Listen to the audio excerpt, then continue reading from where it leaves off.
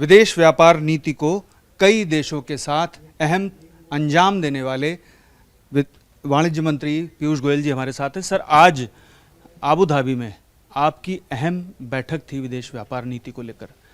कैसी मीटिंग रही और किन पहलुओं पर चर्चा हुई? सबसे पहले इस पर आप बताएं।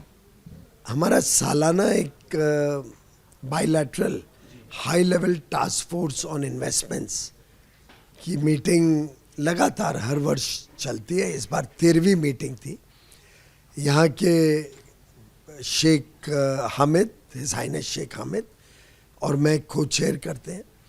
इसमें निवेश और व्यापार और टेक्नोलॉजी के कोलैबोरेशन को बढ़ाने के लिए अलग अलग आइडियाज़ के ऊपर चर्चा विचार, कोई समस्याएं आ रही हों किसको तो समस्याओं का समाधान करना, नए आइडियाज़ पे चर्चा करके नए आइडियाज़ की तरफ जाना, ये लगातार आदान प्रदान रहता है। ऐसी एक मीटिंग में तय हुआ था कि हम फ्री ट्रेड एग्रीमेंट करेंगे। कॉम्प्रिहेंसिव इकोनॉमिक पार्टनरशिप एग्रीमेंट हमने यूएई के साथ किया और विश्व का सबसे फास्टेस्ट नेगोशिएटेड एग्रीमेंट आज भी वही माना जाता है। 88 दिन में तय हो गया था पूरा। उसके कारण आज द्विपक्षीय व्यापार $100 बिलियन यानी लगभग 9 लाख करोड़ हो गया। आज हमने ये भी लक्ष्य रखा कि अब अगले 3-4 साल में इस 100 बिलियन को नए रूप से देखेंगे कि ऑयल, तेल और सोना चांदी, इसको छोड़ के $100 बिलियन का व्यापार। ये तो बहुत बड़ा लक्ष्य हो गया। बहुत बड़ा लक्ष्य है। कितने साल में इसको पूरा किया जा सकता है? 3-4 साल में हमें लगता है इसको पूरा कर सकते हैं। बड़ा लक्ष्य है। इससे लाखों लोगों को रोजगार और नौकरी मिलेगी, व्यापार बढ़ेगा, विदेशी मुद्रा की कमाई होगी, हमारी अर्थव्यवस्था को बल मिलेगी। निवेश में भी आज यूएई हमारा 5वां सबसे बड़ा निवेशक है। आगे चल के वो और पैसा भारत में डालना चाहते हैं। इस बार हमने कुछ नई चीज़ों पे भी चर्चाएं की।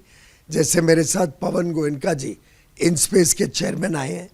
उन्होंने जब स्पेस के बारे में भारत की भूमिका रखी तो हिज हाइनेस शेख हामिद को बहुत दिलचस्पी थी। उन्होंने काफ़ी चर्चा के बाद उनसे आइडियाज़ मांगे हैं, प्रपोजल्स मांगे हैं। वो चाहते हैं इसमें निवेश करना, चाहते हैं हम कोलैबोरेट करें। लो ऑर्बिट सैटेलाइट्स में भी उनको इंटरेस्ट है। स्टार्टअप्स जो भारत में आज काफ़ी काम कर रहे हैं स्पेस में, उसमें भी उनको काफ़ी यानी इसरो की जो सफलता है वो बड़ी तेज़ी से दुनिया भर में बढ़ रही है और जाहिर सी बात है कि दुनिया भर उससे सेवाएं लेंगे। स्पष्ट रूप से भारत ने जिस प्रकार से कम खर्च पर बड़ी उपलब्धियां प्रधानमंत्री नरेंद्र मोदी जी के नेतृत्व में इसरो को जो बल मिला है, जो सपोर्ट मिला, जो कॉन्फिडेंस मिला, फेलियर को भी उन्होंने कभी थमने नहीं दिया इसरो के काम को। कभी कभी एक आध बार चीज़ सफल नहीं भी हुई तो प्रधानमंत्री जी पूरा डट के खड़े रहे कि नहीं, अगली बार हम और मेहनत करेंगे, मैं आपके साथ खड़ा हूँ। और हमने देखा सोलर अपना लूनर साउथ पोल पे, चांद के साउथ पोल पे पहला देश है जो सॉफ्ट लैंडिंग किया भारत। मार्स मिशन हमारा इतने कम खर्च पे हुआ कि शायद एक हॉलीवुड की पिक्चर ना बने उतने में। तो ये भारत की विशेषताएं अब दुनिया को आकर्षित कर रही हैं। यूएई और भारत मिलकर के तीसरे देश को ढांचागत सुविधा व अन्य जो सुविधाएं हैं वो मुहैया कराएं, इस पर भी आपकी एक चर्चा हुई है। वो क्या पहलू है? ये एक नया पहलू आज की चर्चा में निकला। अफ्रीका के कई देश हैं जहाँ पे इंफ्रास्ट्रक्चर प्रोजेक्ट्स की आवश्यकता है, उनके पास मिनरल्स और माइनिंग है जो हमें आवश्यकता है। कई देश हैं जहाँ हाउसिंग की शॉर्टेज है, उदाहरण के लिए ऑस्ट्रेलिया है। तो आज हमने एक नई चीज़ पे विचार विमर्श किया है और हमारी टीम्स अब इस पे आगे चर्चा करेंगी, रास्ते खोजेंगी कि क्या हम मिल के यूएई और भारत तीसरे देशों में, अफ्रीका के देश हो, सेंट्रल यूरोप हो, ऑस्ट्रेलिया, न्यूजीलैंड हो, खाड़ी के बाकी देश हो, इसमें हम मिलके कुछ प्रोजेक्ट साथ में कर सकते हैं। हाल ही में भारत में अमेरिकी डेलीगेशन ने विजिट किया और ये कहा जा रहा है कि सकारात्मक बातचीत हुई और अब ये सकारात्मक बातचीत कहाँ तक पहुँचेगी और कहाँ पर जाकर के भारत को सफलता मिलेगी? बहुत अच्छी बातचीत हुई है। उनके असिस्टेंट यूएसटीआर आए थे, सकारात्मक बातचीत रही, विषय ट्रैक पर है, बातचीत अच्छी प्रगति कर रही है। सर, भारत मार्ट एक बहुत बड़ा जो नाम है वो यूएई में जाना जाता है, और उसको किस तरह से भारत सरकार और यूएई मिल करके यहाँ पर स्थापित कर रहे हैं, और कब तक पूरी संभावना है उसको अंजाम दिए जाने की? माननीय प्रधानमंत्री नरेंद्र मोदी जी जब पिछली बार यहाँ आए थे, तब यहाँ दुबई के क्राउन प्रिंस और प्रधानमंत्री मोदी जी ने मिलकर भारत मार्ट की अनाउंसमेंट की थी, शिलान्यास किया था। उसका जमीन आवंटन हो गया है, इंफ्रास्ट्रक्चर प्लानिंग हो गई है, डिज़ाइंस बन गए हैं, टेंडर हो गया है, और वहाँ पे कनेक्टिविटी के लिए मेट्रो भी जाएगी। नज़दीक में यूएई का नया एयरपोर्ट आ रहा है, वहीं पर जबल अली फ्री ट्रेड जोन और पोर्ट है। तो ये एक बहुत अच्छा प्रयोग जिस पे दोनों देश काम कर रहे हैं, जहाँ पे शोरूम और पीछे वेयर हाउस एक साथ होंगे, और भारत के निर्यातक अलग अलग क्षेत्र के वहाँ अपनी बनाई हुई चीज़ें दिखा सकते हैं, पीछे वेयर हाउस में स्टॉक रख सकते हैं।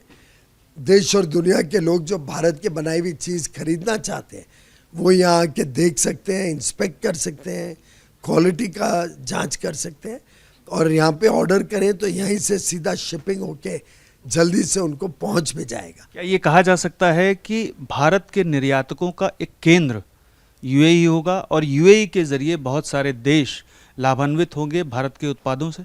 सही बात है, आपका आकलन एकदम ठीक है, और मैं समझता हूँ इससे भारत के निर्यात में एक अच्छा खासा, विशेषकर हमारे एमएसएमई और छोटे जो उद्योग हैं, जो छोटे व्यापारी हैं, उनको इसका बड़ा लाभ होगा। एक अंतिम सवाल मैं आपसे करना चाहूँगा कि इस एयर स्पेस और स्पेस के अलावा अन्य किन क्षेत्रों को लेकर के आपकी चर्चा हुई और बात आगे बढ़ रही है? आज कई सारे विषय, जैसे फार्मास्यूटिकल की लंबी मीटिंग हुई है कि फार्मास्यूटिकल भारत से यूएई के मार्केट में आएँ और इनकी दवाइयों का खर्च कम करें। इसी प्रकार से मैरीटाइम के क्षेत्र में, शिप बिल्डिंग में अच्छी संभावनाएं हैं यूएई के साथ। हमारा यूपीआई यहाँ पे चले और दोनों देशों के बीच रेमिटेंसेस यूपीआई से कम खर्च पे हो, बैंकिंग का टाइम और बैंकिंग का खर्चा भी बचे, इन सब चीज़ों पे भी आज काफ़ी सार्थक बातचीत। हमसे बातचीत करने के लिए शुक्रिया।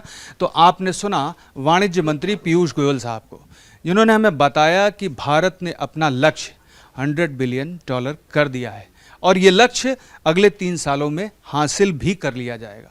पीयूष पांडे, TV9 भारतवर्ष,